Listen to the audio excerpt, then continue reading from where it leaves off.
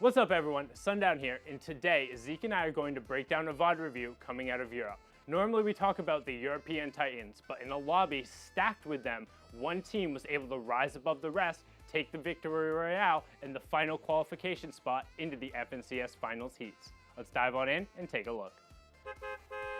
Hopping right on in, we were taking a look at Rajasser, Janice, and PNR. This was their last game on the server. Now these guys came in 8th. Sundown, this was, they had a standout performance, and it was enough to get them that final qualifying spot. Yeah, so as you were saying, this was the final match on the server, and this lobby is loaded with talent. You have the Benji Fishy, Mitro, and Mongo trio is in here. Both of the E11 trios are in here. A couple of the FaZe boys are in here as well. I mean, it is loaded with top talent coming out of Europe.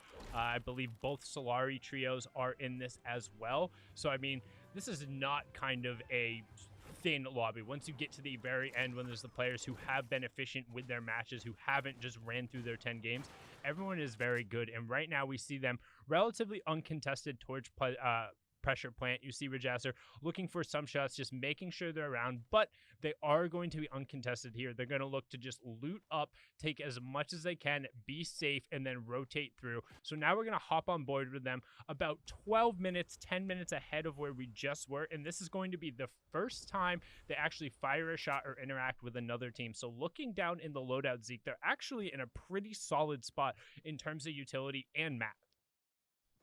Yeah, man, you got the launch pad, you've got the shockwave grenades, 6 splashes. They were all sitting on 200 effective HP. And jumping ahead, basically their early game was largely uncontested, right? Like, that's why we're going to go ahead and skip a large portion of that. And now we're kind of getting into the meat of what went down, kind of what led them ultimately to the Victory Royale. They're not that far from zone, near Dusty, which is really great. And taking a look at the bottom right, you can see the minimap. There's only 2 teams close by. Right now, it's pretty safe. Like, we're going to start seeing teams kind of come on that minimap as we continue moving down south, but right now looking pretty smooth.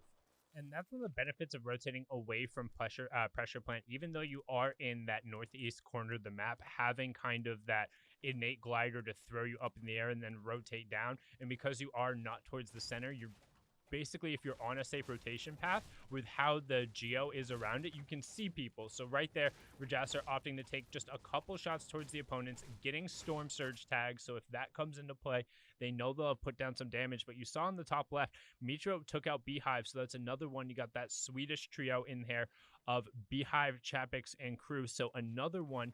And the one thing I want to note about this rotation is how they're staying, if you see in the bottom right-hand corner, they're staying towards the outside of the zone, and that's going to be the theme of their rotation. They're late rotating, staying towards the outside of the zone, and minimizing the amount of impact they have in the early game. They just want to play for late, and this is kind of one of the key proponents that makes successful competitive Fortnite players. It's a concept we've talked about before, but playing for late.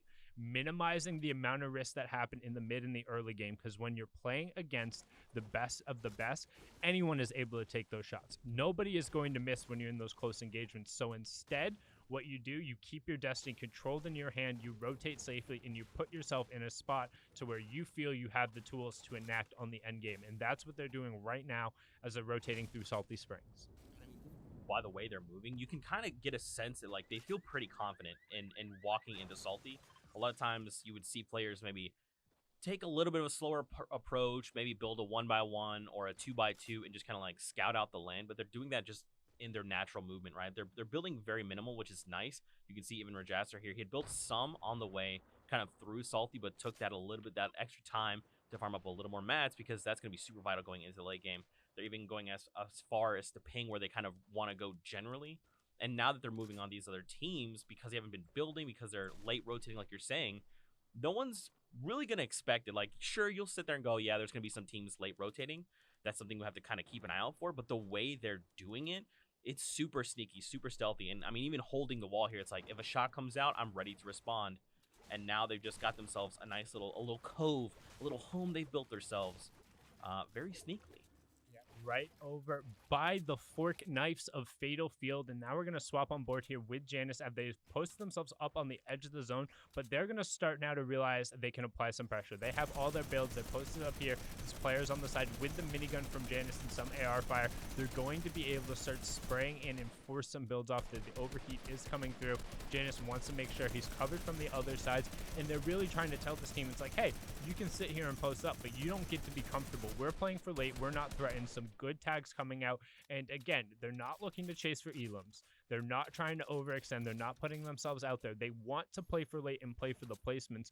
But by backing off that other team, they now have sole control of this side of the zone and can opt to look to gatekeep or just be safe. No one else is near them. No one else can contest them. That team's not going to pressure on. And they've now basically guaranteed a getting closer to top 20, you can see, or top 12. They are in the top 20. So 10 teams have already gone down, and you've seen 32 players drop, and they fired maybe like 20 assault rifle rounds and some minigun bullets. That's pretty solid.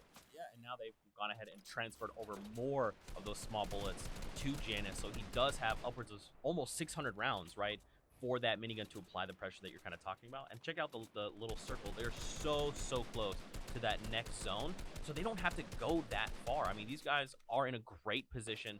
You know, we could talk about luck, kind of.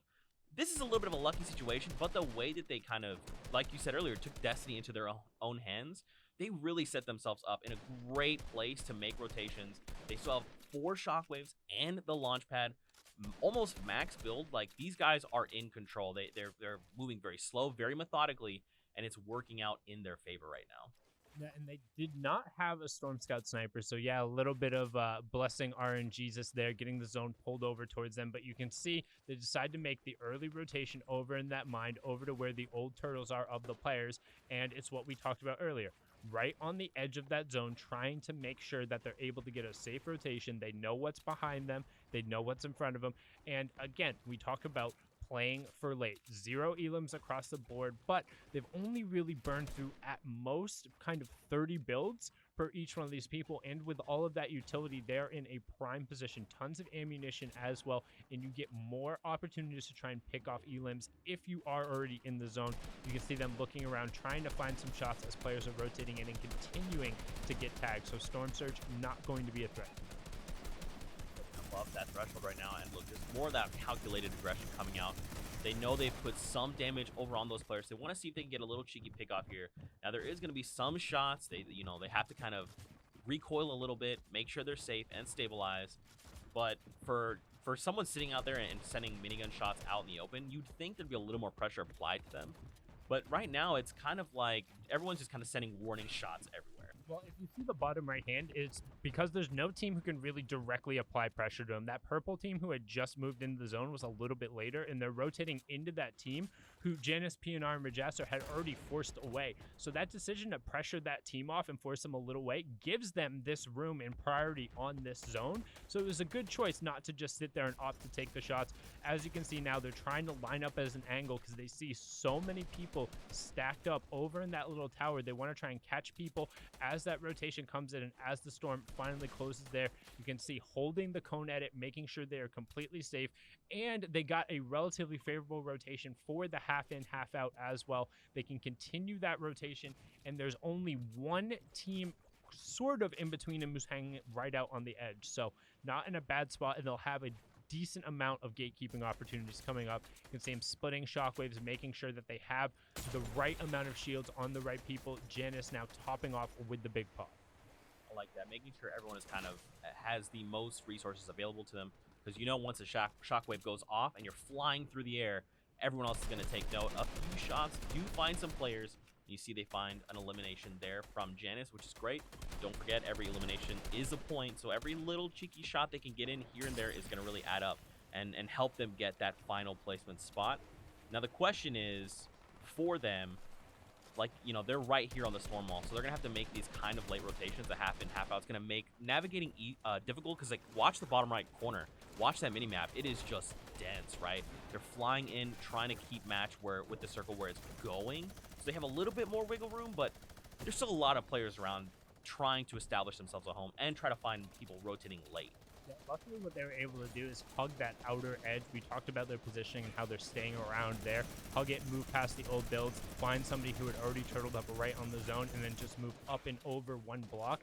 Make sure you own it. Now what their goal is to turn back and try and put pressure. What is going to be interesting is now, because the circle moves into the full moving zone, where does it go and how are you able to use the resources? We saw them already use one launch pad. You see Janus still has another and 3 shockwaves as well, with the Solari boys taking down the Vitality team with a little help from Blood X there, as the lobby is going to thin out and we get closer to our first round of placement points. Remember, this is the very last game on the European servers. This is everyone fighting for a chance to get in to those FNCS finals heats, and Janus, Rajasser, and PNR were able to take away the spot because of this positional play. And look at where the zone is. They've drawn the near side of the zone. Everyone is going to have to rotate past them, which gives them first priority on putting out shots and getting opportunities for eliminations. Don't forget, they still have the 4 shockwaves that Janus passed one over to one of his teammates. They had the launch pad, so they have not used any of these vital tools that are late game, right? And now, because of where they happen to establish themselves, like, look at this. Everyone has to funnel past them, so they can look to get more shots out, try to find eliminations if possible. They're going to have to make this rotation soon. They're kind of spread out, which I like, across a 1x3. But I like that Janus was the one there to use his launch pad, because I'm assuming there's one more on another teammate. That's why they had the first one come out. But now they get to establish themselves a nice little new home. And look, again, it's just like keeping ahead of the players, right? If you can land first and then, you know, turn around and say, hey, everyone, I'm going to sit here. You guys can walk toward me. I'm just going to take my shots and maybe find an elimination, maybe 2. It helps in the long run, right? I mean, you don't always have to just constantly be looking for eliminations. Placement points are playing a very big factor in the FNCS. Yeah, they play a big factor, and you can't, the longer you're in the game, the more opportunities you get for eliminations. As you can see now, Janus putting down some team fire with PNR, but they're trying to stay ahead of the zone. Here comes their first shockwave rotation rather than a launch pad, and Janus gets caught out, so immediately needs to use the second one, gets blocked off, uses the third. That's 3 shockwaves to make 1 rotation. You have to make sure that you're using those efficiently. That could have ended up paying the price, but instead Janus swaps over the minigun, gets some great shots, and picks up over there. Now we're going to hop on board with PNR to see it from his perspective as he preemptively places the trap. Janus is spraying to the side there, but a player drops into his box. So what does PNR do? 12 HP, double trap on the side, gets the knock, drops out into the storm, gets the edit back in. Conversion comes through, 52 HP, some chug splashes from his teammates, but an unfortunate use of their last launch pad means they're out of utility there, but they do get into the top 12. That's the first placement threshold, and then adding in the extra 3 elims they picked up, that's 73 points so far for the trio. Really good, and that could have gone way worse, right? For even PNR to drop down to the 2 HP that he had, if he had gone down, that would have potentially spelled disaster for the trio. But just being able to adapt in that situation and change his mindset, even finding the rocket launcher, Sundown, that's what's going to be playing a factor a little later on. But again, look at the low HPs coming out of PNR. The campfire as well going to be a very clear tell, telling the lobby he is low right now. Yeah, and I'm kind of surprised that he opted not to grab when he grabbed the rocket launcher. There were chug splashes there, but this is also heat of the moment, very last game, trying to get the qualification out. Uses the RPG, fires it off there, does get a tick, but nothing going on. The key is they're racking up and getting close to those placement point thresholds. We're able to tick over another elim, so they're up to 74. There's another one as Proxima Star goes down, and it pushes them up into the top 6, so it's another 3 points. Unfortunately, PNR does get taken down here, so we're going to hop back on over with Rajasser, who then turns it around and eliminates one of the Swedes we talked about. That's Beehive going down as Crew gets the full elim. But look at Rajasser. He's looking for where these players are on the backside, constantly finding shots. It does get the conversion onto Beehive and is now walling these players off, trying to create as much room as possible. Janus Z goes down, so now it's Rajasser against the world for his opportunity to qualify into the final heats. And what does he do, Zeke? He goes up. Right to the skies. Remember, he still has the rocket launcher, 4 total rockets, and it's almost a 1v1. And look at this. The double. It's massive. And then the follow-up there, I mean, just being able to take himself up into the sky, like, that is what changed the entire dynamic of the lobby. Everyone else was ready to kind of go head-to-head, and he was like, look, What matters is position. I need to get ahead of everyone else. Like we said, edge of zone, managing your materials correctly, and then having the resources. Playing for late is what enabled them to win that last match. Those 2 rockets getting 3 elims right at the end, finishing in the victory out, pushing them up into the 8th spot. That was a VoD review done by myself, Sundown. And me, Zeke. And hopefully you guys will be keeping an eye out for additional content along the way and the preview show coming up this Friday. We'll see you guys on the Battle Bus. Beep, beep.